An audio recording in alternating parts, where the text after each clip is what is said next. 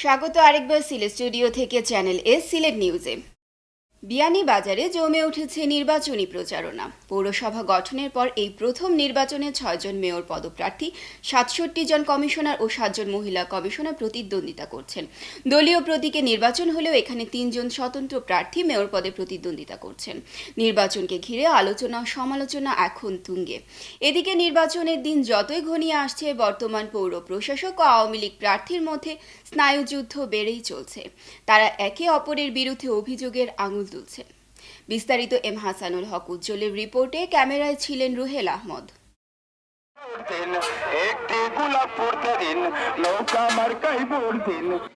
সবকিছু ঠিকঠাক থাকলে আগামী 25 এপ্রিল অনুষ্ঠিত হবে বিয়ানীবাজার পৌরসভার প্রথম নির্বাচন। 2001 সালে গঠন হওয়া এই পৌরসভায় দীর্ঘ 16 বছর পর নির্বাচন অনুষ্ঠিত হচ্ছে। তাই এখানের প্রার্থী ও ভোটারদের মধ্যে বিরাজ করছে উৎসবমুখর পরিবেশ। এখানে 25,024 জন ভোটার তাদের ভোটাধিকার প্রয়োগের কথা। তাই এসব ভোটারের বাড়ি বাড়ি গিয়ে প্রার্থীরা ভোট চাচ্ছেন।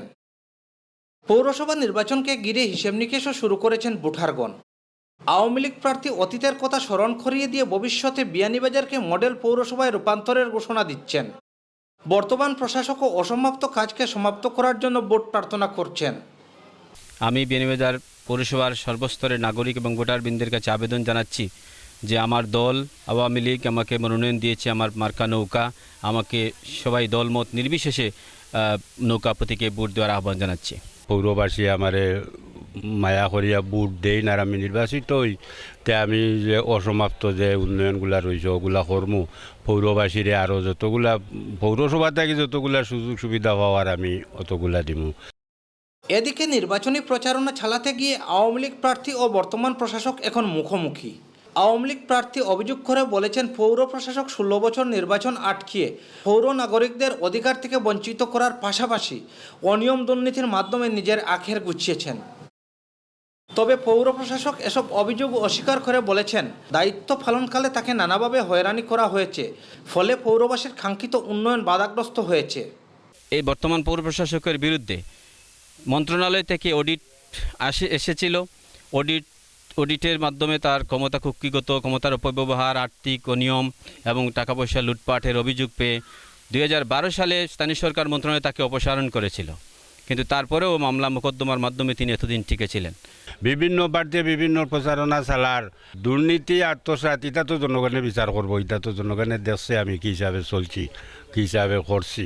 দুর্নীতি এটার কোনো প্রশ্ন হয় না। আমি এই ধরনের কিছু করছি না। আমি যতটুকু পারছি স্বচ্ছভাবে চালাই গেছি, ভবিষ্যতে স্বচ্ছভাবে চলবো আল্লাহর।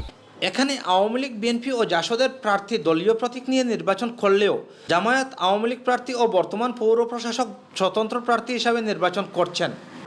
বিয়ানীবাজার পৌরসভা নির্বাচনকে ঘিরে আওয়ামী লীগ প্রার্থী ও স্বতন্ত্র প্রার্থী বর্তমান পৌর প্রশাসক অনেকটা মুখোমুখি অবস্থানে রয়েছেন। তবে এবারের নির্বাচনে ভোটারগণ অতীতের হিসেব নিকেশ শুরু করে দিয়েছেন। তারা যোগ্য প্রার্থীকে নির্বাচিত করার প্রত্যয় ব্যক্ত করেছেন। এম হাসানুল হক উজ্জ্বল, চ্যানেল এস নিউজ, বিয়ানীবাজার। সিলেটের ফেঞ্চুগঞ্জ থেকে সিলেট জেলা ছাত্র শিবিরের সভাপতি সহ 7 নেতাকর্মীকে বিপুল জিহাদি বইসহ আটক করেছে পুলিশ। শনিবার সিলেট পুলিশ সুপারের কার্যালয়ে এক সংবাদ সম্মেলনে এমন তথ্য জানিয়েছেন সিলেটের অতিরিক্ত পুলিশ সুপার সুজ্ঞান চাকমা। তিনি বলেন, শুক্রবার রাতে সিলেটের ফেঞ্চুগঞ্জ উপজেলার হাটুভাঙ্গা গ্রামে একটি বাড়িতে গোপন বৈঠক করছিল ছাত্র শিবিরের নেতাকর্মীরা।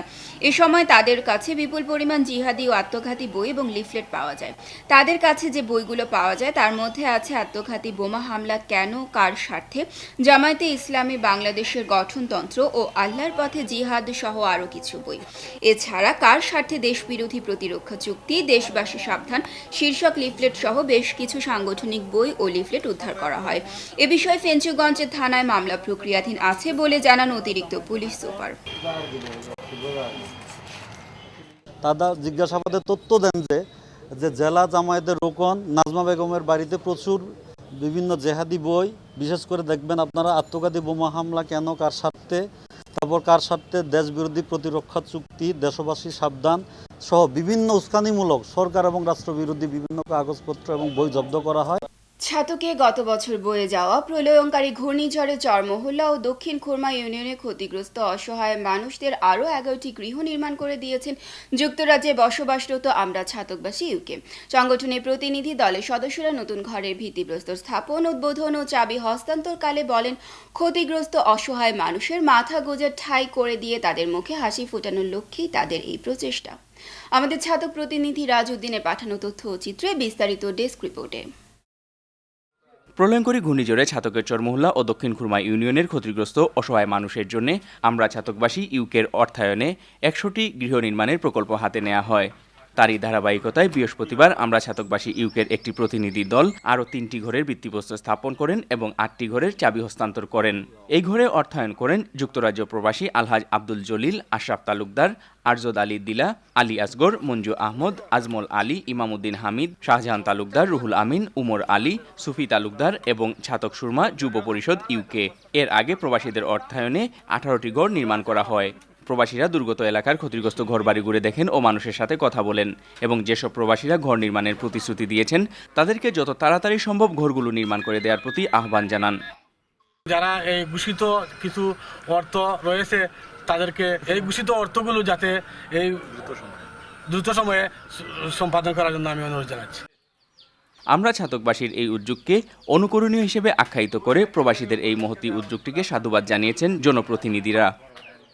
তাদেরকে আন্তরিকভাবে ছাতক উপজেলা পরিষদের ভাইস চেয়ারম্যান হিসাবে আন্তরিকভাবে অভিনন্দন জানাই দুর্গত এলাকায় মানুষের পাশে এসে দাঁড়ানোর জন্য এবং ভবিষ্যতে যাতে তারা আরও সাহায্য সহযোগিতার হাত বাড়িয়ে দিয়ে এই সমস্ত নিরাশ্রয় অসহায় মানুষের পাশে এসে দাঁড়ান। প্রতিনিধি দলের প্রধান জানান, ক্ষতিগ্রস্ত অসহায় মানুষের মাথা গোঁজার ঠাঁই করে দিয়ে তাদের মুখে হাসি ফোটানোর লক্ষ্যেই এই প্রচেষ্টা। আমরা আজকে কাজ করে যাচ্ছি, আপনারা আমাদের দোয়া করবেন ইনশাআল্লাহ, যাতে ভবিষ্যতে আপনাদের পাশে আমরা দাঁড়াতে পারি, আমাদের কাজে আমরা আসতে পারি, অসহায় মানুষের পাশে দাঁড়াতে পারি। ভিত্তিপ্রস্তর স্থাপন ও উদ্বোধনকালে উপস্থিত ছিলেন প্রতিনিধি দলের প্রধান আলহাজ আব্দুল জলিল, আব্দুল শহীদ, ছাতক উপজেলা পরিষদের vice chairman Abu Shahadat Mohammad Lahin, ATM Kayes, Mohammad Abdul Subhan, M Rashid Ahmad, Abu Hanifa Simon সহ আরও অনেকেই। Moinuddin Manju, channel S news desk. আসুন বিষণ্ণতা নিয়ে কথা বলি, এই স্লোগানকে সামনে রেখে বিশ্ব স্বাস্থ্য দিবস উপলক্ষে সিলেটে গোল টেবিল বৈঠক অনুষ্ঠিত হয়েছে।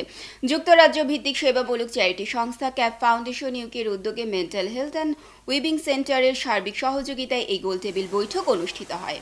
সিলেটের বাগবাড়িস্থ মেন্টাল হেলথ অ্যান্ড উইবিং সেন্টারে কনফারেন্স হলে head of women's group and mental health project cap ফাউন্ডেশনের পলি ইসলামের সভাপতিত্বে বক্তারা জানান, বিশ্ব স্বাস্থ্য দিবসের এবারে প্রতিপাদ্য বিষয় ছিল আসুন বিষণ্ণতা নিয়ে কথা বলি। এই বিষণ্ণতা বা ডিপ্রেশনের কারণে সব বয়সের ও সব পেশার মানুষ ক্ষতিগ্রস্ত হয়। এর ফলে মানুষের কাজ করার ক্ষমতা কমে যায়, কর্মক্ষেত্রের উন্নয়ন বাধাগ্রস্ত হয়, কাজে অমনোযোগিতা সহ পারিবারিক চরম অশান্তি সৃষ্টি হয়। এ বিষয়ে সাধারণ জ্ঞান ও সচেতনতা বাড়ানোর উপর গুরুত্ব আরোপ করেন বক্তারা।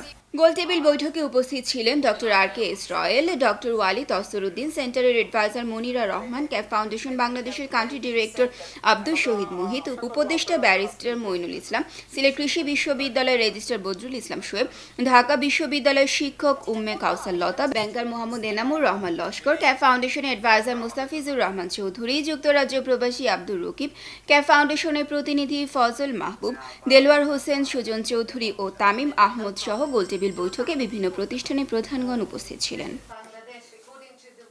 আমরা ডিসকাশন মিটিং করলাম যে কিভাবে সবাই মিলে সোসাইটি থেকে, কমিউনিটি থেকে সবাই মিলে আমরা এই জিনিসটাকে আরও অ্যাওয়ারনেস, মেন্টাল হেলথের উপরে অ্যাওয়ারনেস রেজ করতে পারি। আমরা চাই আজকের যে বিশ্ব স্বাস্থ্য দিবসের প্রতিপাদ্য বিষয় বিষণ্ণতা, আসুন কথা বলি, আসুন সবাই মিলে বিষণ্ণতাকে রোধ করি, আমরা সবাই সচেতন হই, মানসিক স্বাস্থ্য সমুন্নত রাখি। টানা এক সপ্তাহের ভারী বর্ষণ আর পাহাড়ি ঢলে বিশ্বনাথে 7,240 হেক্টর বোরো ফসলের 7,500 হেক্টরই আকস্মিক বন্যার পানিতে তলিয়ে গেছে।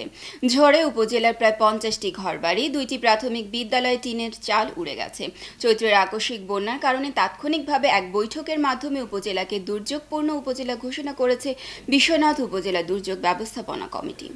বুধবার উপজেলা বিআরটিবি মিলনায়তনে উপজেলা চেয়ারম্যান ও বিশ্বনাথ উপজেলা দুর্যোগ ব্যবস্থাপনা কমিটির সভাপতি সোহেল আহমদ চৌধুরী এ ঘোষণা দেন। দুর্যোগ ব্যবস্থাপনা কমিটির সদস্য সচিব পিআইও শফিক উদ্দিনের উপস্থাপনায় সভায় বক্তব্য রাখেন ইউএনও অমিতাভ পরাগ তালুকদার, ইউনিয়ন চেয়ারম্যান সাইফুল হক ও আমির আলী চেয়ারম্যান। সভায় এসিলেন্ট আব্দুল হক, উপজেলা প্রকৌশলী খন্দকার গোলাম শওকত, ইউনিয়ন চেয়ারম্যান তাহিদ মিয়া, নাজমুল ইসলাম রুহেল, অ্যাডভোকেট মোহাম্মদ আলমগীর, তালুকদার গিয়াসউদ্দিন, প্রাথমিক শিক্ষা কর্মকর্তা মহিউদ্দিন আহমদ, কৃষি সম্প্রসারণ কর্মকর্তা হাবিবুর রহমান, সমাজ সেবা কর্মকর্তা আবু ইউসুফ সহ স্থানীয় সাংবাদিকরা উপস্থিত ছিলেন। সিলেট নিউজ আজ এ পর্যন্তই। সিলেট বিভাগের প্রত্যন্ত অঞ্চলে খবর জানতে চোখ রাখুন চ্যানেল এস এর পর্দায়। এতক্ষণ আমাদের সাথে থাকার জন্য ধন্যবাদ। আল্লাহ হাফেজ।